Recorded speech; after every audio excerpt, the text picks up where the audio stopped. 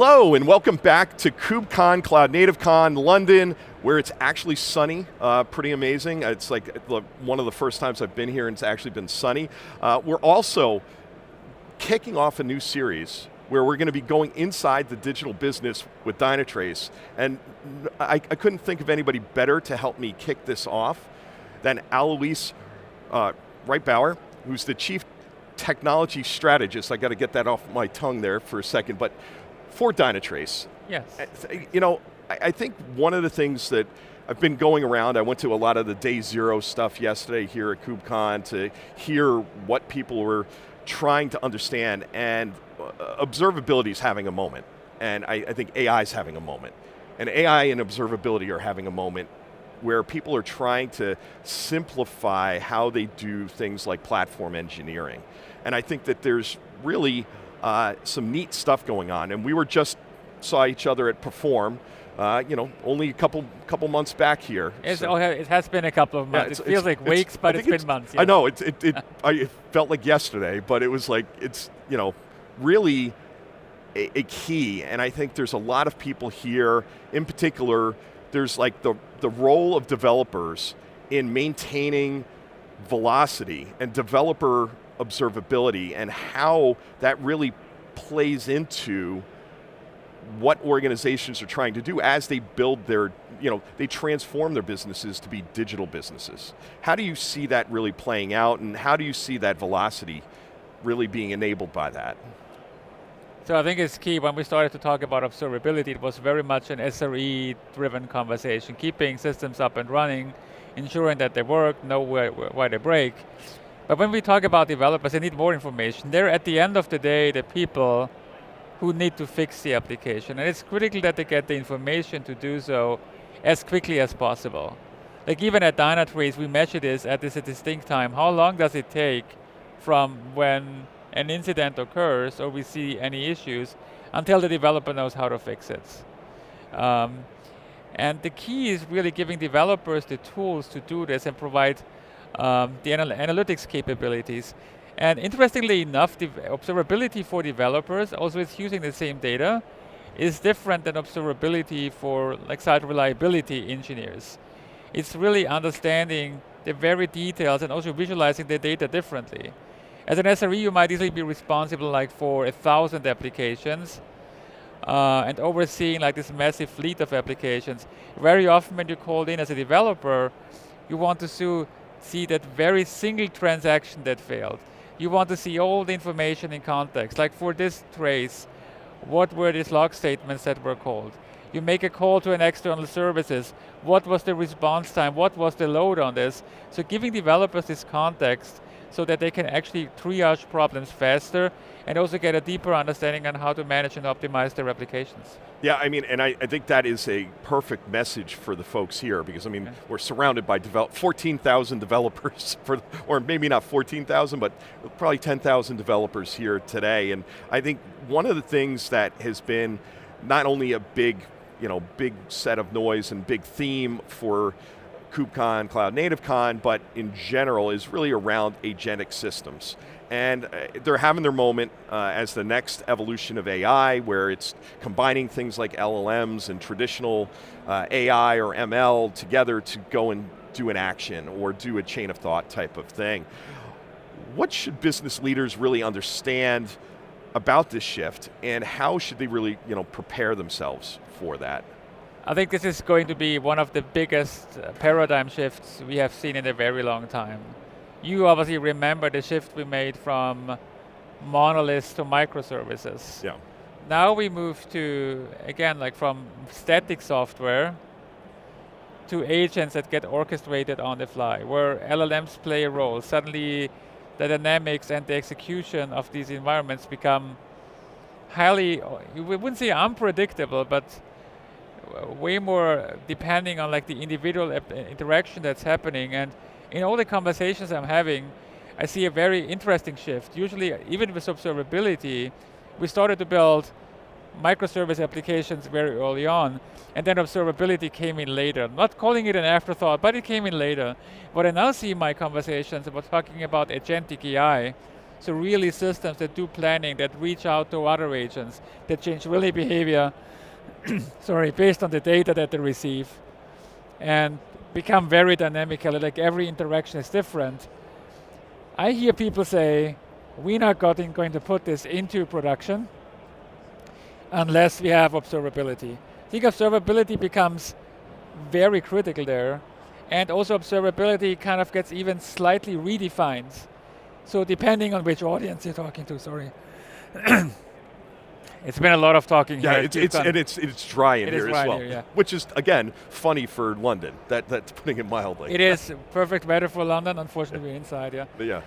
Now coming back to this, so we have a number of target audiences. We have the very traditional data scientists, data engineers who build models, who fine-tune models, who optimize them. They care about model quality, model drift, optimization, performance.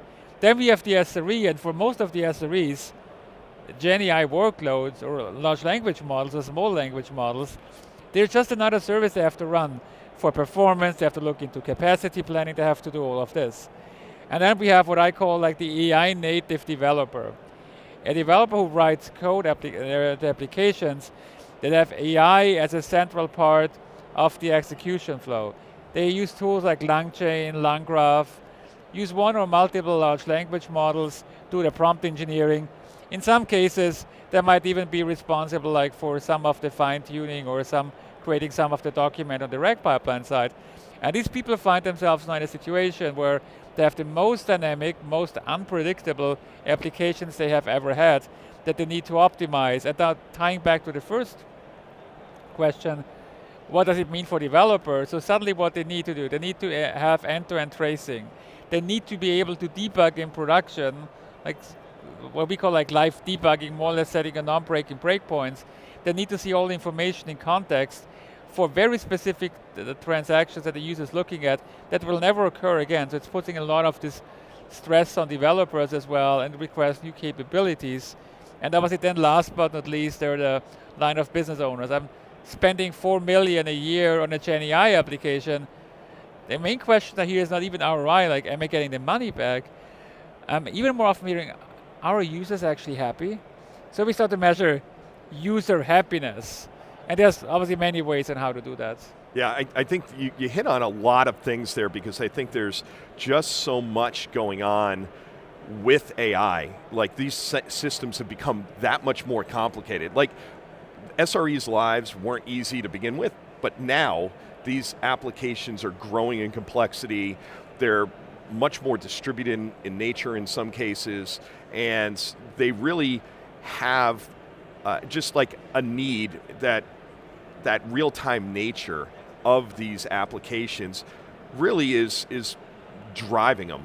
And in fact, you know, kind of going back to that, why is the real-time observability for organizations, you know, just really required for them to scale their AI initiatives? Why is real-time observability a powerful? So real-time is really you have to act as things occur and you have to take counteraction. So if you would look at it later on in life cycle, a lot of it might have gone wrong. So once the first interaction goes wrong, and a lot can go wrong in AI, we have heard of situations where AI agents suddenly start to sell flights that do not exist, or they leak PII data. In other cases, we need to find this out immediately. And as these are real-time systems, and as businesses move to more or less delegate parts of their business functions to AI agents, it basically means if the AI agent is not working, your business is no longer working, and you won't have the people to actually compensate for what the AI agent is supposed to do. So having the information the first time something goes wrong, having the information then transferred to the developer, all they need, because you can't go back and say run this transaction again. It actually might never occur again, and then being able to remediate very quickly, whether you switch back to an older model version or you have to change some of the prompts very quickly, or even change your guardrails so that some replies are not being sent back, or reroute some of the traffic maybe to a different model. Because unless you do this, your business is actually no longer working, because your users, And I think it's also very interesting how we learn to work with technology. You for sure remember the times when we went to the airport 2 hours in advance, had everything printed out and looked at it the last night. While today we just take our phones out, get a reminder, oh, you should go to the airport right now, go there, just check in on our phone. Most of the traveling is cabin luggage, go through. Yeah. And you know what happens when your phone not working? It's total chaos. You haven't even planned for this anymore. Right. And I think we will see this happening very soon in agentic AI systems, that they take over very complex tasks for our users. We will get used to it very quickly. It won't take us years, it won't take us months, it will take us days. If we have done it successfully 5 times, and then your users will be piling up because they can't use the service anymore, and you as the business owner must be able to remediate super quickly. And if you would just learn hours later, you will have lost so much revenue that it would be very hard to compensate. And obviously user loyalty, users would go somewhere else as well. Yeah, well I think that's it, is reputation, churn, things of that nature that business leaders really worry about, and it's associated all the way down to the code and the reliability of the code. One other thing that you kind of touched on, and I think is really interesting, is the role of kind of observability for digital businesses, specifically around kind of compliance and risk management, because that to me would seem like a place where observability, you want it in first, not an afterthought, to help you manage that. Yeah, I think that's where we see, as more and more people really now start to run their core business processes on software. We have been talking about digital transformation for a very long time. I think we are finally at the point where every business out there would agree that a substantial part of their business is coming via digital in most industries. And compliance becomes key because you have so many compliance standards that you have to follow. And compliance is also changing. So when we talk about compliance at Dynatrace, we talk about continuous compliance and also compliance in real time. Compliance historically was you took a snapshot of your environment and then you checked it for compliance. Yeah. And with modern software development, like 10 minutes later you might have deployed something new and the whole check is not worth anything anymore. So even looking at compliance changes with observability, data being available, they can switch to real time. So instead of scheduling regular checks that are very fixed when you run them, you will run the checks continuously and even use methods like anomaly detection, root cause analysis, why you are no longer compliant. So a lot of these best practices we had for running software systems now also start to make it into compliance. Yeah, because and seeing we are here in London, which used to be part of the EU, not part of the EU right at the moment, but you have things like DORA and things of that nature. How do you see that regulation and stuff really tying into that continuous compliance that you talked about? I think it's a key point. And that's also where we started at Dynatrace to work on having what we call the compliance assistant. So being able to do compliance monitoring for our customers, and the key point is do it continuously. Because you want to know when you fail, because otherwise you end up in forensics. Yes. You don't want to be after the fact, you want to act in real time, because if you see that something is not working properly, there might be some data leakage or something not working ideally, you can react very quickly, avoid fines, and even don't have to explain to anybody why it's not working. And I think that's also what regulators will start to realize more and more as they see observability systems actually being used for compliance. Oh, it's not like that one point in time, like we check it every second week of March every year. They will realize, okay, we want to get this every week or every time, or we might just come in randomly, or we want you to proactively come back to us on incidents that you're seeing. And we also see that the reporting requirements become much stricter. If you see compliance violations with the 24-hour response time, we have to explain the entire issue to legal bodies how it's working. I think that mindset shift will continue in this space as well. And obviously DORA is key. I mean, we run on digital money. Yeah. And it's a part of the critical infrastructure. And I think you will spend across all areas of critical infrastructure where there will be way more liability and way higher standards on how to run these digital services. Yeah, no, I totally agree, and I think we see that in spades. And again, I think that is probably a good place to leave this. I think again, when you look at inside the digital business, it's really about how people are making those strides, and the people here, the 14,000 people around us are definitely out there trying to figure this out, and I agree with you. If you don't monitor it, you can't manage it, and you can't really take action, so you have to observe it to begin with. So, but thanks for coming on board, Alois. Really Thanks good. for having me. I'm glad to be kicking this off with you guys. This is a lot of fun, and I think a critical thing to really explore. So Thank thanks. you again.